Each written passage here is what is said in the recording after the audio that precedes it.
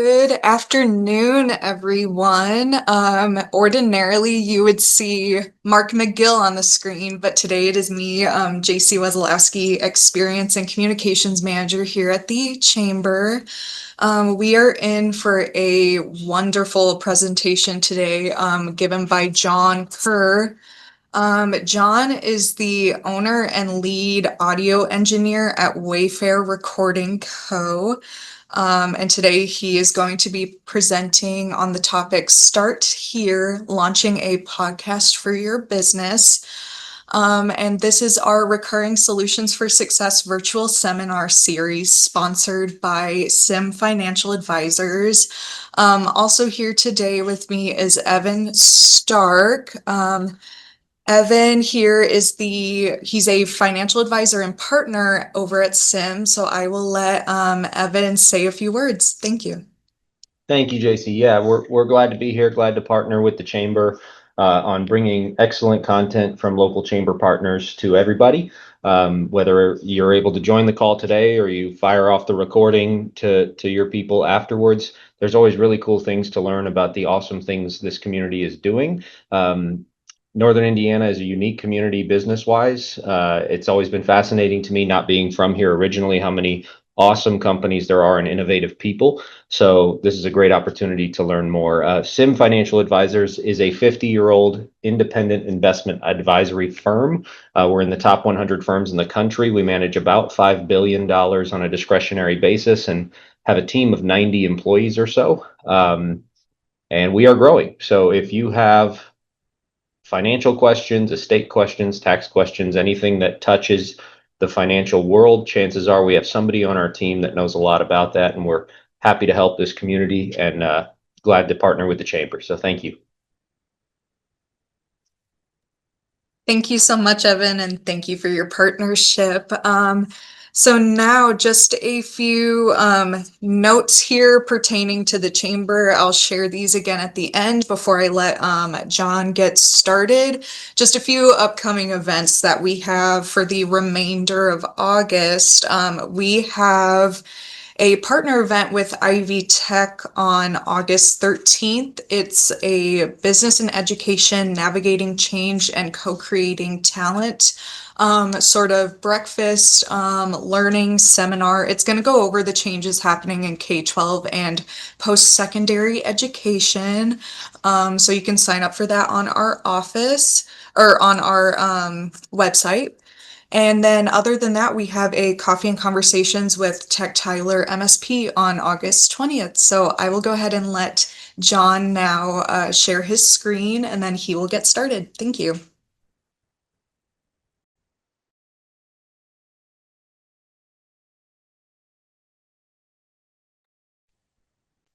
Sorry about that. I was looking for how to unmute my microphone. How's it going, everyone? As JC shared, my name is John Kerr. I run the podcast agency here in South Bend, Wayfair Recording Co. The main goal that we have is, there we go. The main goal that our agency has is that we want to assist any level of podcasters to push their story forward and share their message through the means of audio as well as video. Some of the clients that we work with are pretty big, like Apple Podcast Top 100 or Spotify feature people. Some of the clients can be like, we've worked with Crime Junkie. If you guys are familiar with the true crime podcast genre, they were a recording client of ours. Freakonomics Radio was another podcast recording client of ours. They recorded here like last week. The guest came in, it was a remote recording. And we've also worked with clients like Court Junkie as opposed to Crime Junkie. They were featured on ABC's 2020, and I think they were also featured on Spotify as well when they launched their podcasting program. Some interesting things about me. I went to school for a BA in communications, and I wrapped up my schooling in Nashville, Tennessee, getting my, I don't know what you want to call it, like, that's how I established my trade as an audio engineer, working with musicians, doing audio tech for certain studios and whatnot. And yeah, for fun, I collect records. I've been doing coffee, like in the coffee industry for 10 years as well. And yeah, it's a photo of my family. Whoops, just kidding. That's a photo of my family. We just had a baby recently. She's 2 months old. People say that she has hair like mine. If you've seen the bottom photo, that's us together. But yeah, so getting into the meat of it, why a podcast? Why now? Podcast builds trust and showcase your expertise. They establish your brand as a thought leader. They demonstrate credibility in your rapport and your knowledge. So, say your business or your brand in the industry, you don't find any other people like that do what you do who have a podcast. Having one, people start to recognize who you are. They start to see you as like the true north of your industry. And that can be for pretty much anything out there, whether you're a school, whether you're, I don't know, like even a podcast company, having a podcast on podcasts, being a graphic designer, have a client who's a dating coach. They don't have that many dating coach podcasts out there. So a lot of people gravitate towards him for knowledge in that industry as well. Um, but also too, the reason why is that you would want to do a podcast in your for your business is that 40% of Americans already listen to podcasts on a monthly basis. So your audience is already out there. Your audience may already listen to podcasts for hobbies, or they're interested in true crime or some interesting stories out there for self-improvement. For me personally, casually, I enjoy listening to stuff like how I built this, people interviewing CEOs on how they got to where they are today. And I also like Rich Roll personally for self-improvement purposes.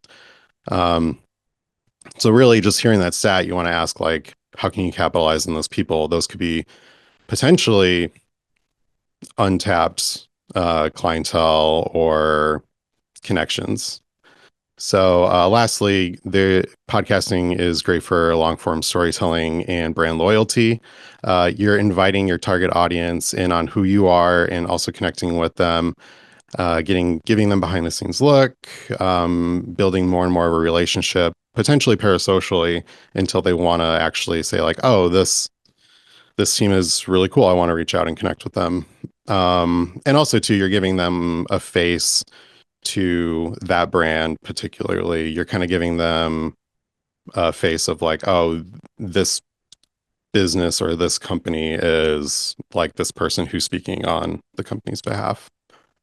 So before you grab the microphone and you start hitting record, there's actually a lot more to podcasting. There's a lot more to podcasting before you even get to that point. You want to do a lot of brainstorming, a lot of pre-production. You want to ask, why are we making a podcast and who is it for? Who's your target audience? It could be something as simple as like, well, the target audience is the people who we want to hire us or buy our services or whatever. But it could also be something else too, which we can kind of get more into that as well later in the presentation. But then you also want to figure out like, how do you want to track success? Tracking success could be simply downloads, especially if you want to do it on a hobbyistic level. Or you could track it not even on a direct funding level, but like how many people are signing up on our email campaign or for our email campaign, or how many people are actually like reaching out and inquiring on this service that we're offering.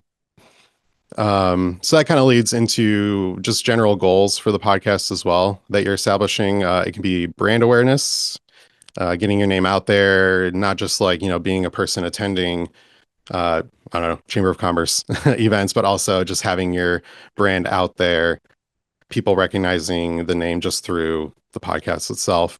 Lead generation, again, talked about that a bit, but like getting people to reach out and inquire on your service because they heard your show or your podcast or whatever.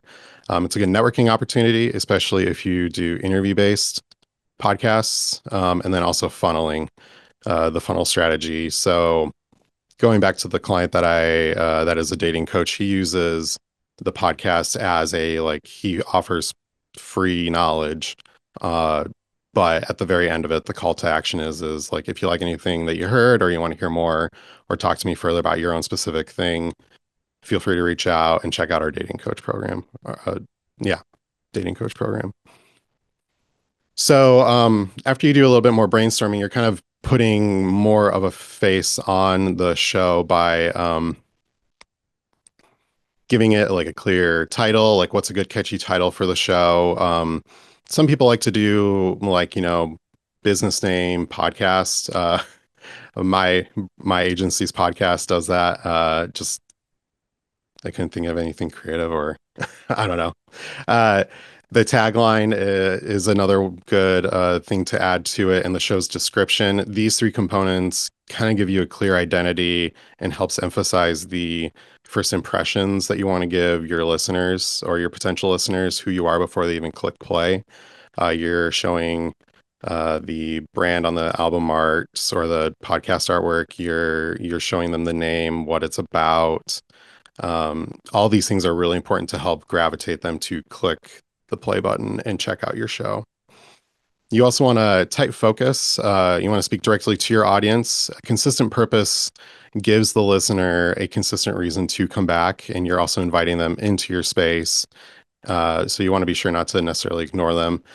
This is simple things like acknowledging the listener when you're talking to your guests. If it's an interview-based podcast, like saying something like, question here, I know what it may be about, but it may be important to clarify it a bit more for the listener who may not know what that is. Something simple like that. And also being consistent with what you're delivering from episode to episode. So I mentioned that my agency has a podcast. It's a tight 12 episode. It's not like an ongoing show, but the goal for it is to direct potential clients on how to establish their podcast, kind of like what we're doing here, but it's a little bit more granular. Every episode is different, but there's a clear through line from episode to episode of building the podcast. So it would be jarring if like you had a couple episodes that are consistent with your brand and your mission, and if you had one episode that's pretty off base just for I don't know, just for fun or whatever, that might throw off your listenership, lose retention, and they may find that there's like a lack of credibility, I think is a good way of putting it. So and then lastly, while you're constructing this, you want to make sure that you're delivering the value. You want to ask like how you can make your audience find it worth it to listen to your podcast. Do you want to educate them on something? Do you want to inspire them? Or do you want to solve a problem for them? And more often than not, for businesses and brands, the answer to that is we want to solve a problem that they have. Like that's why they would want to hire you for your services. But also too, like educating them does help build the rapport, helps create a posture of thought leadership on you hosting the podcast, and inspiring them may push them forward. That's kind of more in like the self-help podcast genre, but I mean, all these things are very doable for any podcast out there. This is kind of part of the brainstorming and the pre-production process. And then lastly, while you're doing the pre-production process, you want to figure out what kind of format makes sense for your show. Is it going to be an interview? Is it going to be a monologue or a solo-based podcast? Are you going to be doing stories per episode? And then for each one, you want to figure out what the tone is, how long the episodes are going to be, and you want to create a consistent schedule with that. And we'll get into the scheduling a little bit more later. But all of these can be kind of interchangeable throughout your show, but it's good to figure out specifically what you want to kind of like lean on and kind of focus on the whole, because again, if you want to like build a network out of your podcast, interviews are a great way to do that. Something as simple as interviewing the guest, and then even during or after you hit record and you're done recording and you're just chatting with them, you can ask them like, hey, who are two people that you think would be good for the show? And then the math kind of kicks in being like, okay, well, if I do that for every person, that I talk to, it becomes, one person and then two people and then four, so on and so forth. Like it just becomes very exponential. Solos and monologues podcasts are pretty much like what helps build that education, inspiration, thought leadership idea. And then stories are kind of like a good way to share this as an example. If you guys have listened to How I Built This, Guy Raz, the host, interviews the CEO, but he kind of like throughout the episode, he kind of like puts in little snippets of the interview that he facilitated along with like self monologue pieces, kind of educating of more of a personal input. My client, Court Junkie, she kind of focuses not on the true crime story specifically, but more of like the court case from that story. And she includes like actual audio recordings from the court case to kind of help establish the story further. Um, yeah, and then as far as like length goes for each one, there statistically is like a pretty strong association of like 20 minutes is for monologues because if you go any longer, you could bore or kind of lose interest in the listener. You kind of lose listener retention. It's not impossible to go further, but you want to be careful. Interviews are usually good for like 40 to 60 minutes, and then stories can be like 40 up to hour and a half, um, so on and so forth. So, all right. So now that we're at this point, or after all this has been kind of figured out, and you kind of have a good idea of what your show is going to be about, now we talk about the tech. And there's um, two routes to do it. One is a good long-term solution, and one is a pretty good short-term solution. One is at home, so to speak, kind of building your own studio, having your own equipment. And then one is renting out the recording studio. So the at-home solution is having a microphone, purchasing a microphone. It can be XLR, which is a microphone cable, or a USB cable that can plug directly into your computer. Having the recording software, so you can use Zoom. There are podcast-driven solutions, though, for recording like Riverside.fm. There's the hosting website, which is housing your show. So when you're done recording and you're publishing, the hosting website will hold those shows, and then that will distribute it to Apple Podcasts, Spotify. URLs and codes can also be provided for your website, so you can put it on your website as well. And then, of course, the computer. That is a fairly obvious one, especially if you need to use a remote recording device like Zoom. And then there's also headphones. You can use AirPods. I'm using AirPods for this. It's not highly recommended, but it can be done. And then you can also use something like, these are Audio Technica, I think 50. Doesn't matter. You don't need to buy like a big expensive one. You just need to be able to hear how you sound and how your guest sounds. And it also mitigates bleeding from the speakers into the microphone, so there's no muddy audio. And then the other solution could be renting out a recording studio. There's one here. I'm speaking in my recording studio. The room is in the back corner, separate from my office space. But people do rent it out for the short term. And the Freakonomics Radio podcast, they came in, they're based out of Chicago, I believe, and they wanted to record the guests for their show here in town. They're based out of Notre Dame. And so we had the guests come in and I just hit record for them. They found that to be a short, cheaper solution than going through the training, having the guests get all the equipment just for one episode. They thought that this would be much more reasonable. So those are the two options. After you start getting your episodes recorded, next you want to kind of figure out the scheduling. You want to make sure that you are being consistent from episode to episode. Consistency is the key for podcasting, not just on a schedule, but on a format standpoint. So it's figuring out, do you want to be a daily podcast, which is a lot of work? Do you want to be a weekly podcast? Do you want to be a monthly podcast? Or is there something more specific that you have in mind? Bi-weekly, for example. You want to make sure also too that the structure of your show is consistent as well. Having the intro at the beginning, having the main content in the middle, and having the call to action or the outro at the end. But not only that, but also, if you end up having advertisements in the show, where you're going to put them in the middle, in the beginning, you want to think about those kind of things. You also want to make sure this is a little bit outside of the consistency conversation, but it is important in the long run that you want to make sure that you plan properly 5 episodes ready to go on publishing day. This kind of gives a consistent feel for the people that are listening to your show, who you are, what your show's about. And by the time they catch up to your schedule, so say you're going to be a bi-weekly show or a monthly show is a better example for this. If you release your show on September 1st, that's when episode 1 is released. And the next episode comes out on October 1st. Your listeners are going to listen to those additional 4 episodes in the meantime. So they're investing in your show. They're investing in who the speaker is. They're investing in your brand.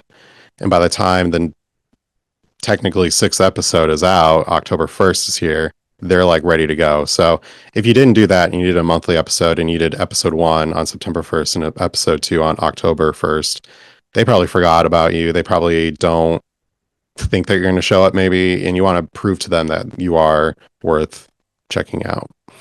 There's also consistency in branding and visuals and audio. You want to make sure that like the podcast artwork is consistent with your brand. You want to make sure that, if you end up looking for my podcast, for example, the album artwork has like my profile, the image when my video is off. On here is my headshot. It's on the album artwork too. The background is going to be this black, this type of charcoaly black that's on my slide. That's in the background. The font, it says Wayfair on it. The font is consistent as well. Want to make sure all of that stuff is consistent on a visual standpoint. And on a audible standpoint, you want to make sure like the music, if you end up having that, is going to be the same episode to episode to episode. If you end up having more of like a thoughtful show, for example, and the first episode is like a soothing song, the next one is like a very like upbeat, very fast paced, it could be jarring for the listener. So you just want to be consistent across the board. All right. So this is kind of like the crux of the conversation, is using your podcast as a marketing tool. A lot of businesses that I talk to when they're interested in doing podcasting, I end up speaking to them in the sense that this is a marketing budget oriented project, because really this is going to be kind of like a really strong marketing tool for a business. So podcasting is a content engine. You can share clips on social media, so it can be audio or visual. You'll see audio and or video. You can publish either of them. You can publish them on LinkedIn, Instagram, Facebook, just wherever you find your target audience to be more often than not. I would find personally for my show, LinkedIn is a strong social media tool for if I were to do social media clips. But I know some brands out there, like if you're like a school, maybe you want to attract a certain demographic that hangs out more on Instagram, that would be the place you would want to post those.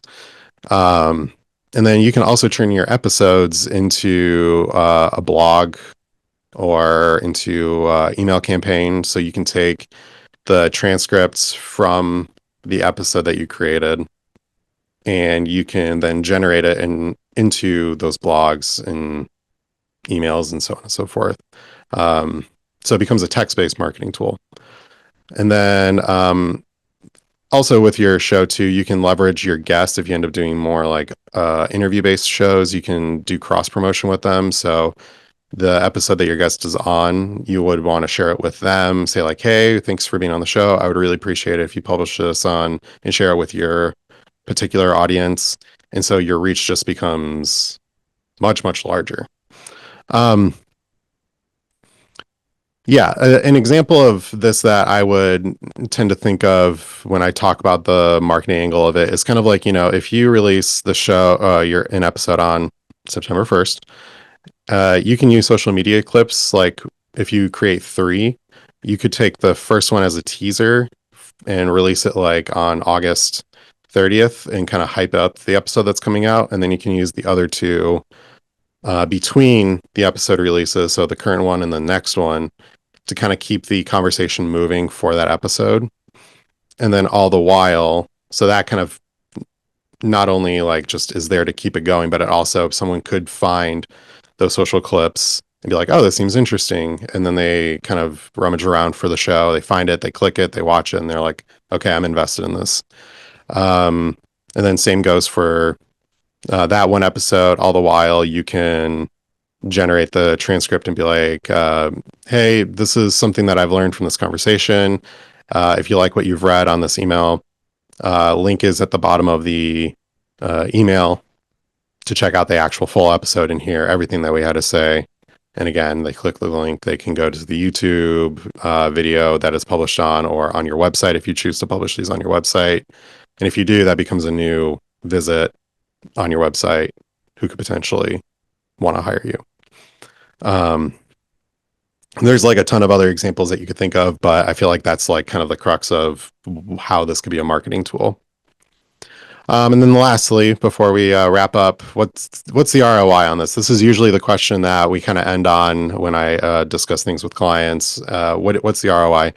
And I share with them that your podcast doesn't directly need to make money to make the money. So usually they try to figure out like, where's the direct, like how can I make up for this if I'm investing so much money on this or whatever, and on the grand scheme of things. And the answer to that would be, well, if, say, hypothetically, this isn't necessarily true, but if you pay $1 for someone to do all of the editing and post-production and publishing or whatever, and a client comes in, signs up for your services because of the show, you just made the money off of that. So that's usually how I share this idea. And you can make direct money off of it if you end up doing advertisements, but that's not the only way that it's making money. So promote your business naturally just by having your podcast out there. You can include smart call to actions throughout the discussion of that episode that you release. So in the episode directly, or in your email campaign, or in your blog, all because of the episode that you created. Use podcasts to build partnerships and speaking leads. So if you're kind of more of a thought leader, or you want to speak on behalf of your company at events, podcasts do that, and that can generate more interest and more, because you're a thought leader, you're showing that you do know what you're talking about because of the show. And then lastly, what I really like to share with a lot of people, and kind of like the big point of podcasting, is that it's basically a billboard on the internet, and there's no like end date. It can be up there indefinitely, as long as it's up on a platform like YouTube or your website. As long as it's up there, people can find it, click it, watch it, and it's another opportunity to get a new client. So yeah, that's pretty much it. We're kind of in the Q&A segment. This is a photo of on the back of my business card. It's a QR code. If you scan it, you can check out my website and get a quick little rundown more about who my service is. And because going on there, you can also download the podcast strategy workbook that my business offers for free for clients. It's kind of like what we've talked about, but it's much more granular, much more detailed, and you can kind of fill in the blanks, and it's a workbook. And yeah, if you guys want to talk more, my website, wayfairrecording.com, my email's on here as well. You totally can reach out. One thing I didn't mention earlier through the text slide is that my agency also has a shopping list too. If you want to check out what I recommend, there are links on there, so you can just click through, go on Amazon. They are Amazon affiliate links, but you can go directly there and just buy the thing. But yeah, that's it. Q&A. Thank you so much, John. That was Yeah. wonderful information. I know podcasting has become such a major industry within the past few years. So I hope Yeah. this has inspired everyone to potentially, possibly even create a podcast of their own and potentially work with you in Wayfair Recording. That'd be cool. No. So yeah, if anyone has any questions, you're more than welcome to either just announce your question, unmute yourself and announce your question, or you can type in any questions in the chat. And in the meantime, I can go ahead and give a few housekeeping notes. If you have a question, you could also use the little emoticon that has the hand raised, so John and I know. But otherwise, just again, a few housekeeping notes. Just want to say thank you to Sim Financial Advisors for their great partnership and for making series like this possible. A few upcoming chamber events that we have. We have a partner event with Ivy Tech on August 13th. This is really exciting. It's business and education, navigating change and co-creating talent. It's basically going to go over any changes happening in K-12 and secondary education and how this may impact your current and future workforce. There will be breakfast served at that event, just a light breakfast. And then on August 20th, we have coffee and conversations with Tech Tyler MSP. So if there are no questions, and I know John gave us contact info, so I'll be sending out this recording to everyone who signed up. So feel free to reach out to John individually if you're more comfortable with that. And yeah, thank you so much, everyone. I'm going to go ahead and end the call, and thank you again, John. Yeah, definitely. Thank you. Yeah, have a good day, everyone.